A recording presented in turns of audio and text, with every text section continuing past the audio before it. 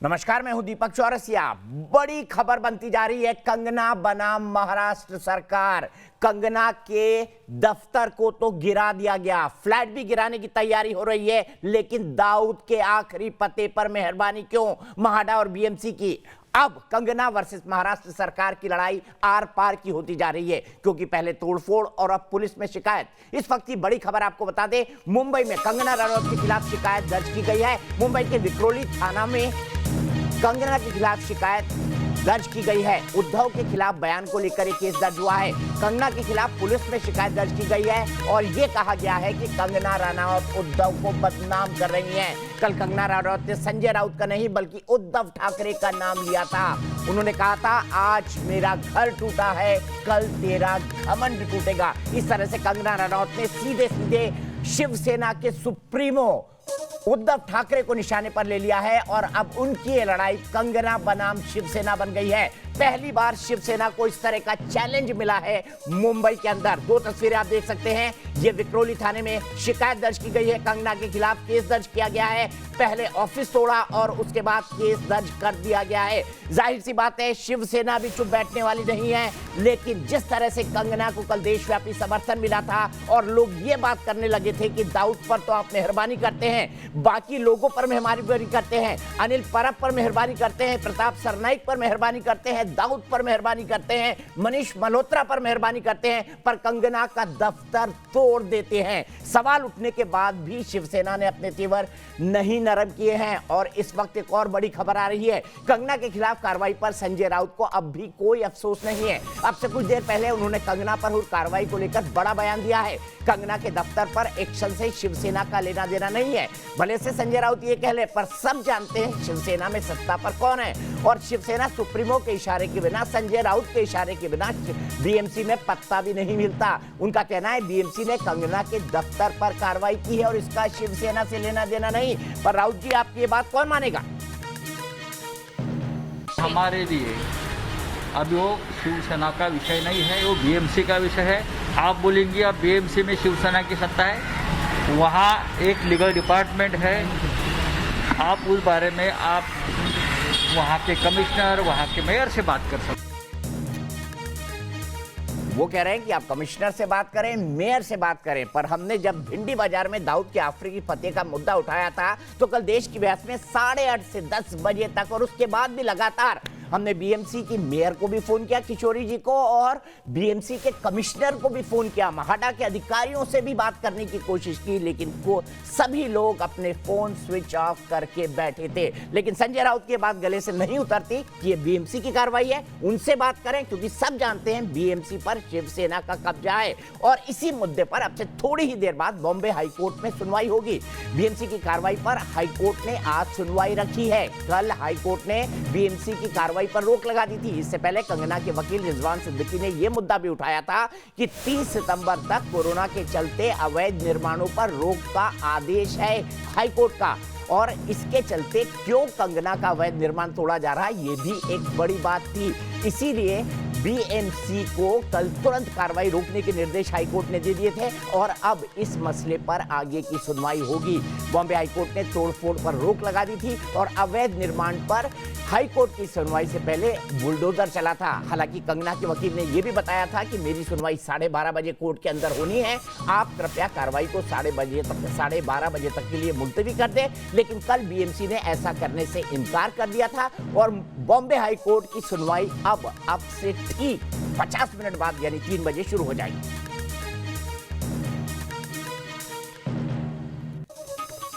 तो हमारे साथ कई सारे खास मेहमान जुड़ गए हैं इस बहस में भाग लेने के लिए। हमारे साथ राम कदम है, नेता है भारतीय जनता पार्टी के, विधायक हैं। बलवीर सिंह जी है, नेता शिवसेना के। साथ ही साथ मुझे कई सारे और मेरे रिपोर्टर दिखाई दे रहे हैं, शैलेंद्र दिखाई दे रहे हैं, जो लगातार अनिल परब के घर पर बैठे हुए हैं, बने हुए हैं और उनसे जानने की कोशिश कर रहे हैं कि भाई आप तो मंत्री हैं, आपने अवैध निर्माण क्यों कराया। रुमानुल्लाह खां भिंडी बाजार पर खड़े हैं और रुमानुल्लाह खां के बहुत सारे एक्सपीरियंस अनुभव हो रहे हैं दाऊद के इस आखिरी पते के बारे में, जहां पर दाऊद 1986 तक रहा करता था और उसके बाद उनकी मां यहां पर रहा करती थी। राकेश पांडे हैं, जिन्होंने आज रंगोली से बात करने की कोशिश की और वो हमें वहां पल पल की जानकारी दे रहे हैं। सबसे पहले बलवीर सिंह जी, मैं आपके पास आना चाहूंगा। थोड़ी देर में हमारे साथ एडवोकेट रेखा अग्रवाल जी भी जुड़ेंगी।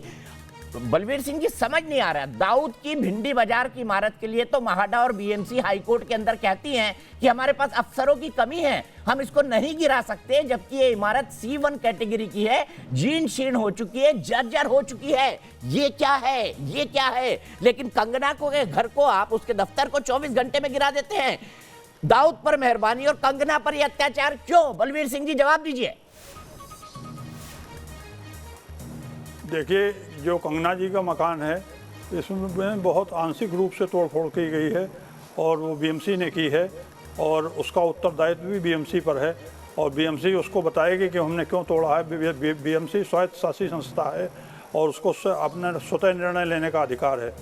जहाँ तक बात दाऊद की है बिल्डिंग तोड़ने की, तो उसमें कोई कारण, उसका प्रकरण मेरे सामने नहीं है, ना मैंने देखा है उसमें, इसलिए कोई टिप्पणी उस पर नहीं कर सकता। बलवीर सिंह जी, हाईकोर्ट में 2019 का आदेश है कि इस बिल्डिंग को तोड़ा जाए। चल रही है 2019 का हाईकोर्ट का आदेश है कि इस बिल्डिंग को तोड़ा जाए। सालों की सुनवाई के बाद बिल्डिंग जीर्ण शीर्ण हो चुकी है। मेरे सहयोगी रुमान वहां पर खड़े हुए हैं। हमने सबसे बोला अगर किसी के पास कोई स्टे ऑर्डर हो तो बता दीजिए, कोई नहीं बता रहा है। 2020 में महाडा ये कहती है कोरोना शुरू हो चुका है, इसलिए हमारे पास अफसर नहीं है, हम दाऊद के आखिरी पते को नहीं गिरा सकते, और इसकी संलिप्तता भी रही है 93 ब्लास्ट में।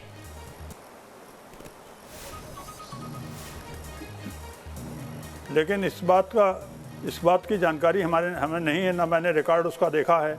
मैं उस पर कोई टिप्पणी इसलिए नहीं कर सकता। सर, अगर आप अपना व्हाट्सएप नंबर दे, मैं पूरे डिटेल आपको भेज देता हूं। मुझे समझ नहीं आते शिवसेना सरकार के आंख और नाक और कान कहां हैं। उसको यही नहीं पता कि दाऊद से जुड़ा हुआ एक मसला उसके शहर में चल रहा है। जो शिवसेना दाऊद की आजन्म खिलाफत करती रही, आज उसको उसी पर बचाने का आरोप लगा रहा है। रुमान, क्या है भिंडी बाजार में इस दाऊद के आखिरी पते का स्टेटस? जरा बलवीर सिंह को बता दीजिए, कहां से कोर्ट में गया था ये मामला? मैं दिखाना चाहूंगा। मैं पहले बिल्डिंग दिखाता हूं, पूरी तरह से जर्जर हो चुकी है। इसको किसी सर्टिफिकेट की जरूरत ही नहीं है, किसी सर्टिफिकेट की जरूरत ही नहीं है कि ये जर्जर है। और बीएमसी यहाँ पर आती है टीमें लगातार, लेकिन उसके बाद भी एक हथौड़ा इसके ऊपर नहीं चला है। यहाँ पर एक शख्स मौजूद है जो इस बिल्डिंग के केयर टेकर बता रहे हैं खुद को, पहले हमें शूट करने से भी रोक रहे हैं। क्या नाम है आपका? मेरा नाम दानिश है। बीएमसी आती है यहाँ पर? आती है सर, बीएमसी आती है और फिर चली भी आती है सर। क्यों नहीं तोड़ती है? क्यों सर, ये बीएमसी का इसमें क्यों भाई का भी घर है और मस्जिद का भी चल रहा है और मेन पूरा ये केस के ऊपर चल रहा है, एक केस चल रहा है इसका। कभी आपने देखा, आपके सामने आई बीएमसी की टीम? सर, बीएमसी की टीम तो सर यहाँ 3 से 4 बार आ चुकी है। फिर कभी कुछ ऐसा रिक्वायरमेंट हुआ क्योंकि यहाँ पर मस्जिद का फैसला चल रहा है। क्या होता है बीएमसी की टीम से? कौन बात करता है? क्या होता है बीएमसी की टीम से? कोई भी सर आके बड़े वाले बात करते हैं, लेटर दिखाते हैं, लेटर दिखा के बीएमसी चली आती है सर। लेटर? क्या लेटर है? लेटर के नहीं तोड़ने का ये कोर्ट में चल रहा है मैटर। तो ये बीएमसी को पता ही नहीं है, वो आ जाती है। दीपक जी, आप देख सकते हैं कि बीएमसी की टीम यहाँ पर आती है। इनका कहना है कि जो इन्होंने कहा, उनने बहुत इंटरेस्टिंग बात बोली। रुमान, आपने सुनी नहीं सुनी? इसमें भाई का घर है, इन्होंने बोला इसमें भाई का घर है, भाई का घर। और मैं आपको ये बता दूं कि ये जो कोर्ट का मसला था, ये 2019 में हाई कोर्ट ने सेटल कर दिया है। इनसे पूछिए भाई कौन है मुंबई का। बिल्कुल, भाई का घर है तो भाई का घर है। कौन है भाई और भाई की वजह से क्या होता है? भाई तो भाई यहाँ के रहवासी है। भाई यहाँ पर बचपन पला। भाई कौन? दाऊद भाई यहाँ पर ही पले बड़े हुए, सब यहीं पर हुआ है। अब उनकी मम्मी का घर है, वालिदैन का घर है ये।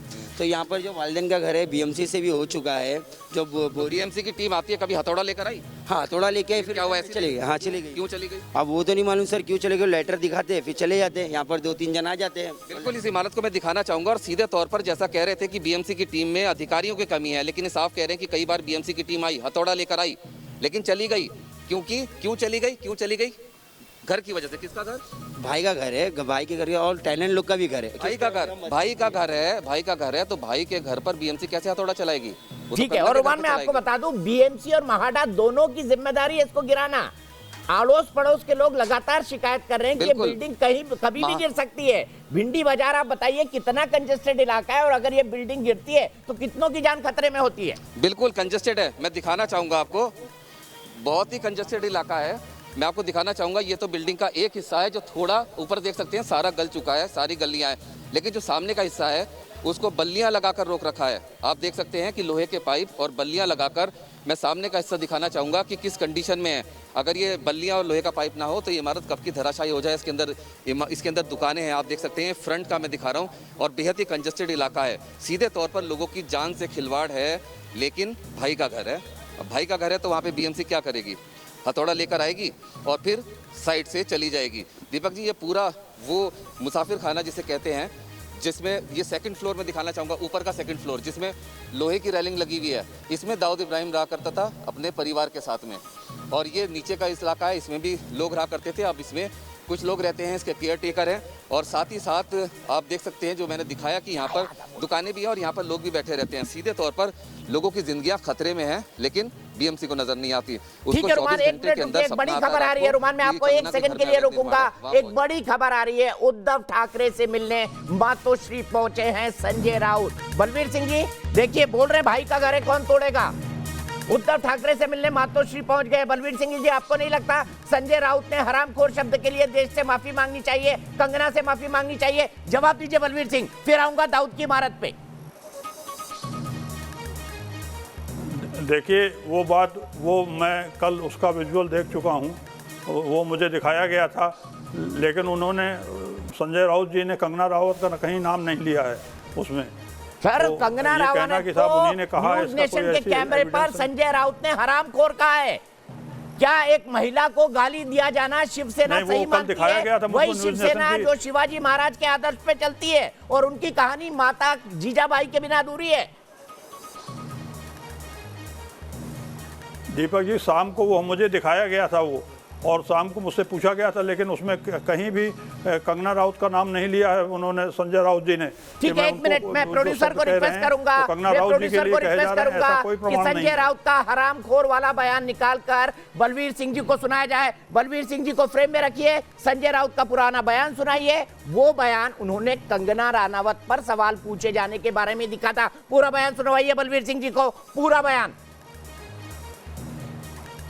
क्या आपकी सरकार है, क्या आप कानून के खिलाफ आप कोई कदम उठाएंगे? क्या होता है कानून? वो लड़की ने जो बात किया वो कानून के रिस्पेक्ट है क्या? आप क्या वो हरामखोर लड़की की वकीली कर रहे हो, जिसने शिवाजी महाराज का अपमान किया है, महाराष्ट्र का अपमान किया है? आप उनके साथ आपके चैनल तरफदारी कर रहे हो। सुन लिया आपने, हरामखोर लड़की कंगना राणावत। क्या कहेंगे बलवीर सिंह जी? और फिर मैं पंकज मिश्रा के पास जाऊंगा, ब्रेकिंग न्यूज पर बने हुए। बलवीर सिंह जी जवाब दीजिए। दीपक जी, कंगना रावत का कहीं राणावत का कहीं नाम नहीं सवाल लिया तो गया। संदर्भ में कंगना राणावत के पूछा जा रहा है ना, जिस लड़की की बात करे वो कंगना राणावत ही है। कैसा बचकाना तर्क दे रहे हैं बलवीर सिंह जी? वकील हैं आप इतने बड़े और इतना बचकाना तर्क गले नहीं उतर रहा है। राकेश भी हंस रहे, मेरे रिपोर्टर रुमान भी हंस रहे हैं। नहीं, वो हंस रहे होंगे, लेकिन ऐसा कुछ नहीं है कि उन्होंने कंगना राणावत का नाम लेकर के ये बात कही है। ऐसी कोई एविडेंस मुझे दिखाई नहीं दे रही है। एविडेंस की बात कर रहे हैं कैमरे पे, भाई पूरा बयान निकालिए। कंगना के संदर्भ में बात हो रही थी संजय राउत से, पूरा बयान निकालिए। इसी के बीच में पंकज मिश्रा के पास चलता हूं। पंकज मिश्रा, उद्धव ठाकरे, राकेश पांडे कुछ कहना चाह रहे हैं। राकेश पांडे पहले आपके पास, राकेश कुछ कहना चाह रहे हैं। राकेश के पास कोई ब्रेकिंग न्यूज है? पहले राकेश के पास जी। दीपक जी जो ये वकील साहब बड़ा बचकाना तर्क दे रहे हैं, मैं चाहूंगा कि ये तो पहले दिन का बयान था।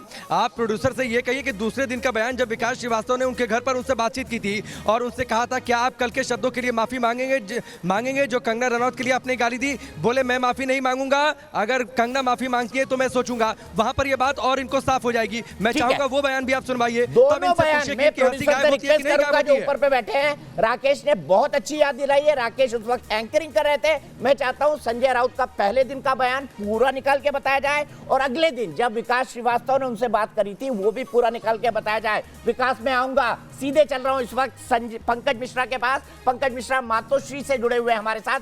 पंकज, क्या बात होगी उद्धव ठाकरे और संजय राउत के बीच? क्योंकि देश में जिस तरह से माहौल बनता जा रहा है और न्यूज़ नेशन लगातार मांग कर रहा है संजय राउत माफी मांगो, क्या संजय राउत इस मूड में है? क्या शिवसेना को नहीं लगता बहुत ज्यादा फजीहत हो चुकी है उनकी? जी बिल्कुल, देखिए जिस तरह से पूरे देश में आज शिवसेना की किरकिरी हो रही है, शिवसेना की फजीहत हो रही है, ऐसे में आज उद्धव ठाकरे से संजय राउत की मुलाकात हो रही है। कुछ देर पहले संजय राउत उद्धव ठाकरे से मिलने के लिए मातोश्री पहुंचे हुए हैं। कहीं ना कहीं दोनों मिलकर इस बात पर चर्चा करेंगे कि जिस तरह का एक दुश्मनी निभाते हुए कंगना के खिलाफ जो कार्रवाई की गई, वो कार्रवाई शिवसेना के खिलाफ ही उल्टी पड़ गई, यानी कि शिवसेना का दांव उल्टा पड़ गया। आप देखना यह है कि उद्धव ठाकरे और संजय राउत के बीच जो ये मुलाकात होती है उसमें क्या कुछ निकल के आता है। कहीं ना कहीं इस पूरी घटना पर उद्धव ठाकरे संजय राउत से बातचीत करेंगे और आगे किस तरह की रणनीति होगी उस पर भी बातचीत होगी। जी दीपक जी। बिल्कुल पंकज, मुझे आप ये बताइए कि आज उन्होंने बयान दिया है कि शिवसेना का इससे कोई लेना देना नहीं, ये बीएमसी की कार्रवाई है। बीएमसी से पूछिए, मेयर से पूछिए, मुझसे मत पूछिए। क्या संजय राउत का ये तर्क लोगों के गले से निकलेगा? क्योंकि सब जानते हैं बीएमसी में सत्ता किसकी है, शिवसेना की, और मातोश्री के बिना वहां पत्ता नहीं हिल सकता। जी बिल्कुल, देखिए जिस तरह से कंगना रनावत के ऑफिस के बाहर तोड़फोड़ हुई थी और उसके बाद वहां पर लोगों ने जो गुस्सा दिखाया था, लोगों ने प्रोटेस्ट किया था शिवसेना के खिलाफ, सरकार के खिलाफ नारेबाजी की गई थी, तो इस तरह की उम्मीद शिवसेना को बिल्कुल नहीं थी कि लोग इस तरह से आक्रोशित हो जाएंगे। और महाराष्ट्र का भी एक बहुत बड़ा तबका इस वक्त कंगना के साथ खड़ा है। इसीलिए अब शिवसेना के जो नेता है, चाहे वो संजय राउत हो, चाहे महाराष्ट्र सरकार के दूसरे नेता हो, वो कह रहे हैं कि ये कार्रवाई बीएमसी की थी और शिवसेना का इससे कोई लेना देना नहीं है। लेकिन पूरा महाराष्ट्र जानता है कि ये जो कुछ भी कार्रवाई कंगना के खिलाफ किया गया, ये बदले की राजनीति थी और उसी के तहत महाराष्ट्र सरकार ने, शिवसेना ने खासतौर पर बीएमसी को हथियार की तरह इस्तेमाल करते हुए कंगना रनावत के खिलाफ ये कार्रवाई की। जी बिल्कुल पंकज, आप नजर बना रखिए, हम पल पल की अपडेट आपसे लेते रहेंगे। इसी बीच मैं आपको बता दूं, तमाम बयान रेडी हैं। पहले दिन का बयान जब उन्होंने हरामखोर कहा था कंगना रनावत को, और दूसरे दिन का बयान जब उनसे पूछा गया था कि आप माफी मांगेंगे, तो कह रहे हैं कि वो पहले महाराष्ट्र के अपमान के लिए माफी मांगे, फिर मैं सोचूंगा। रेखा अग्रवाल जी, बलवीर सिंह जाने माने वकील हैं, शिवसेना का प्रतिनिधित्व कर रहे हैं, वो कह रहे हैं कि उनके संजय राउत के खिलाफ कोई एविडेंस नहीं है क्योंकि उन्होंने हरामखोर शब्द का इस्तेमाल कंगना के बारे में नहीं किया है। अब मैं आपको दो बयान सुनाता हूं। पहला वो बयान जिसमें उन्होंने इस शब्द का इस्तेमाल किया है, बलवीर सिंह जी और रेखा अग्रवाल जी को फ्रेम में रखिएगा और संजय राउत का वो बयान दिखाइए। फिर दूसरे दिन का बताइए, माफी वाला। पहले दिन का बयान, पूरा बयान जिसमें उन्होंने हरामखोर कहा था कंगना को। क्या आपकी सरकार है, क्या आप कानून के खिलाफ आप कोई कदम उठाएंगे? क्या होता है कानून? वो लड़की ने जो बात किया वो कानून के रिस्पेक्ट है क्या? आप क्या वो हरामखोर लड़की की वकीली कर रहे हो, जिसने शिवाजी महाराज का अपमान किया है, महाराष्ट्र का अपमान किया है, आप उनके साथ आपके चैनल तरफदारी कर रहे हो। आपने जो शब्द इस्तेमाल किया, आप कायम है क्या उस शब्द पर?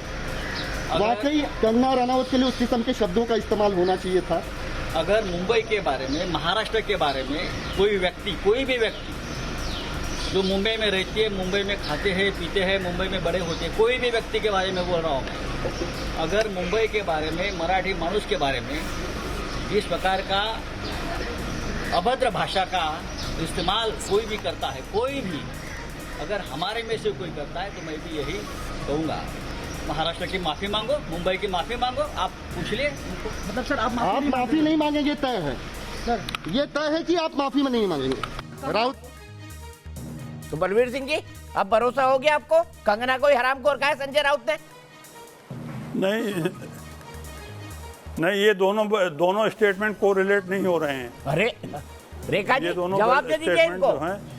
कैसे वकील है बलवीर सिंह जी? कहां से लिया आपने वकील की डिग्री, LLB? रेखा अग्रवाल जी, तो इसीलिए कह रहा हूँ, वकील होने की वजह से ही कह रहा हूँ। अच्छा बलवीर सिंह जी, स्टेटमेंट कोरिलेट नहीं हो रहे हैं। आप शिवसेना नहीं समझ पा रही है, पूरा देश समझ पा रहा है बलवीर सिंह जी। रेखा अग्रवाल जी। दीपक जी मैं तो बहुत हैरान हूँ, लेकिन मैं जो दीपक जी, बलवीर सिंह जी ने जो अभी बयान दिया आपके चैनल के ऊपर, इतने बड़े नेशनल चैनल के ऊपर जो जवाब दिया, उसको सुन के मैं बहुत ही हैरान हूँ और बहुत ही दुख होता है कि जो शब्द कहे गए, जो संजय राउत ने जिस अपमानजनक शब्द कहे, इतने अभद्र भाषा जो इस्तेमाल करी, उसके बारे में कोई शक नहीं है कि उन्होंने अभद्र शब्द इस्तेमाल किए, ओपनली इस्तेमाल करें, पब्लिक मीडिया के अंदर इस्तेमाल करें। वो खुद इन शब्दों को डिनाई नहीं कर रहे हैं और उनके ऊपर सख्त से सख्त कानूनी कार्रवाई होनी चाहिए। इंडियन पीनल कोड के तहत धारा 354, किसी भी महिला के साथ अगर इस तरह के अपभद्र गलत शब्द, अपमानजनक शब्द इस्तेमाल करे जाते हैं, अपभद्र भाषा यूज़ करी जाती है, ये और वो भी पब्लिक के अंदर इस तरीके से करी जाती है, ये बहुत ही एक महिला की मानहानि करने की बात है, उसके अस्मिता को पर ठोस पहुँचाने वाली बात है। और मैं इसमें यही रिक्वेस्ट करूँगी आपके चैनल के थ्रू कि संजय राउत के ऊपर सख्त से सख्त कार्रवाई करी जाए। इंडियन पीनल कोड के तहत जो भी इनके ऊपर धाराएँ लगती है, सबसे पहले तो धारा 354 का जो केस बनता है उनके उनके ऊपर FIR तुरंत होनी चाहिए। अगर कंगना ने कोई महाराष्ट्र के ऊपर कोई गलत शब्द कहे हैं वो एक अलग बात है, पर उसके अंदर कहीं पर भी ये जस्टिफाइड नहीं है कि किसी महिला के ऊपर इस तरह के गंदे शब्द, हरामखोर जैसा गंदा शब्द जो एक महिला की डिग्निटी को अटैक करता है, वो भी इस तरीके से पब्लिक में खाए गए। और सबसे बड़ी दुख की बात है कि उनको इस बात का कोई अफसोस नहीं है। बिल्कुल अफसोस नहीं है, यही दुख की बात है। उनकी वो कर रहे हैं कि उनको डिफेंड करने की कोशिश कर रहे हैं।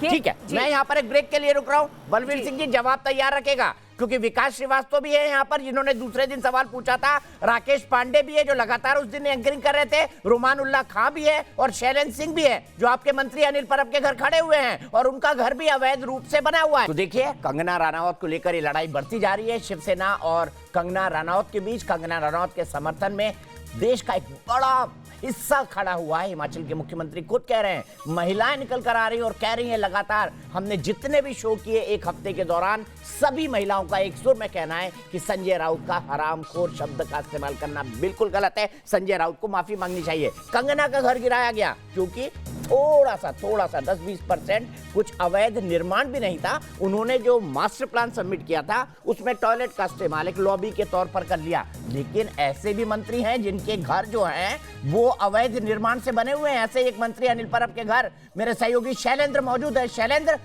अनिल परब ने कहां अवैध निर्माण कराया और कब से उनके ऊपर एक केस चल रहा है?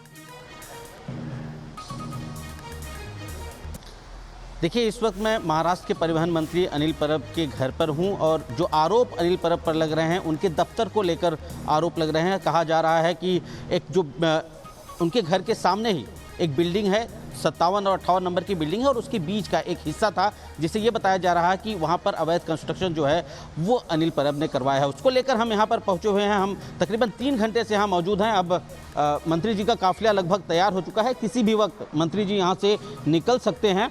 हमने कोशिश की बात करने की, हमने अपना विजिटिंग कार्ड भी भेजा और पर्पस भी बताया किस पर्पस से हम यहाँ पर आए हुए हैं। लिहाजा मैं ही नहीं और भी तमाम मीडियाकर्मी यहाँ पर उनका इंतजार कर रहे हैं। तो बस अब इंतजार है अनिल परब का कि वो बाहर आए और कब मीडिया से मुखातिब हो गए। और साफ तौर पर हमने उनके ऑफिशियल से बात की थी, हालांकि ऑफिशियल से जो बात करने के बाद पता चला कि वो बात नहीं करेंगे, लेकिन फिर भी हम यहाँ पर रुके हुए हैं कि शायद मंत्री जी निकलते वक्त कुछ बात कर लें और इस पर थोड़ा सा पिक्चर जो है वो क्लियर कर दें, क्योंकि आरोप जो है वो लगातार लग रहे हैं। जी बलवीर सिंह जी, दाऊद के बाद आपके मंत्री भी हैं, अवैध निर्माण करा रखा है, बीएमसी इनके घर बुलडोजर लेके कब जाएगी? अनिल परब के घर आपके परिवहन मंत्री।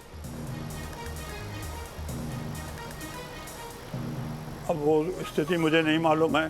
सर आपको मालूम क्या है? आपको दाऊद के बारे में नहीं मालूम, आपको अपने मंत्री के बारे में नहीं मालूम। सर थोड़ी जानकारी कर लीजिए ना मुंबई की। मैंने तो ये सुना था कि शिवसेना के साथ मुंबई धड़कती है। मुझे लग रहा है शिवसेना, बाला साहब की शिवसेना अब मुंबई से कट ऑफ हो चुकी है, कट चुका है कनेक्शन उसका। जब शिवसेना को यही नहीं पता कि दाऊद के घर को गिराने के लिए हाईकोर्ट कह चुका है, बीएमसी और महाडा ने गिराया नहीं, शिवसेना को पता नहीं। गजब है सर। आपके रिपोर्टर जब दाऊद के घर पर खड़े हुए थे तो वो जो है तो उनसे इंटरव्यू ले रहे थे, तो उन्होंने कहा कि कोई वहाँ जो केयर टेकर थे कि इसमें कोई केस चल रहा है कोर्ट में। सर केस खत्म हो गया हाई कोर्ट का, शायद मेरे ख्याल से। मैं आपको भेज रहा हूँ, व्हाट्सएप भेज रहा हूँ, पूरा व्हाट्सएप भेज रहा हूँ। बलवीर सिंह जी पढ़ लीजिए कि दाऊद का घर गिराने के लिए हाई कोर्ट 2 बार कह चुका है। आप नहीं गिरा रहे हैं, बीएमसी भी नहीं गिरा रही है, महाडा भी नहीं गिरा रही है। कंगना पर इतनी तेजी से कार्रवाई क्यों? 354 का केस उनके खिलाफ बनता है, तो जो है मैं 354 की डेफिनेशन आपको पढ़ के सुनाई दे रहा हूँ। मैं ब्रेक के बाद आता हूँ। मैं आपकी लीगल एलिमिनरी की बात रेखा अग्रवाल से कराऊंगा ब्रेक के बाद।